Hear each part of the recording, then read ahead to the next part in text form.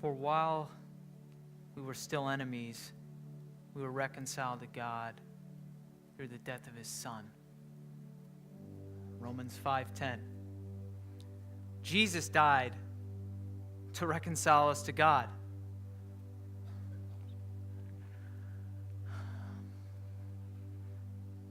We're just jellyfish.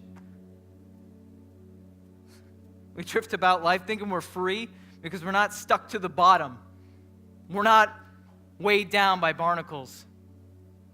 We take so much pride in our independence, even though we're being dragged about by the smallest of currents.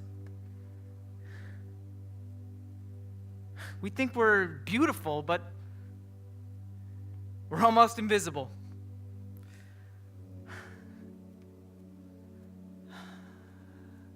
You see, we're drifting along a current because we think we're fast, but yet we're being taken by it aimlessly. We passively feed. We passively sting. We're passively hostile to God and to God's people. Oh, and we don't think we're hostile to God, no. But honestly, unless we actively love something, we're hostile to it. And the truth is, we don't love God on our own.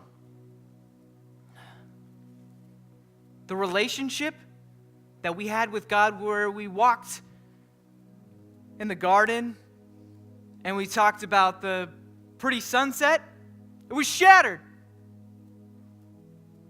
It was shattered when we decided that God was holding back the best from us.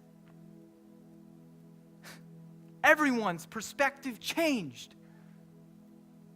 when we decided to tell ourselves, hey, let's leave the side of our Creator.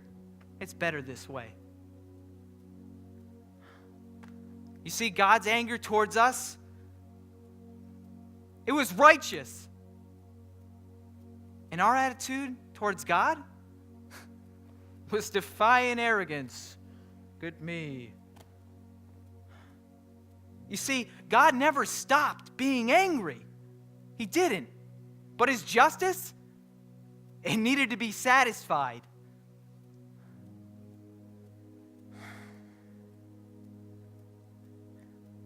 Jesus' death satisfied that wrath. Jesus' death absorbed that wrath so that when God looks at us, he looks at us with mercy instead of anger, which we rightfully deserve. With Jesus, now we can see. We can see the full extent of God's love. We don't have to live in terror anymore. We don't have to be passive or hostile. We don't have to be dragged about by the currents of life. We don't have to be in bondage anymore. For once we were enemies to God, and now we're reconciled through the death of his Son. And through this reconciliation, it's in his life that we're saved, not our own.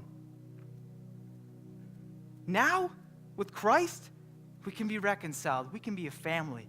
We can be like sons and daughters with him.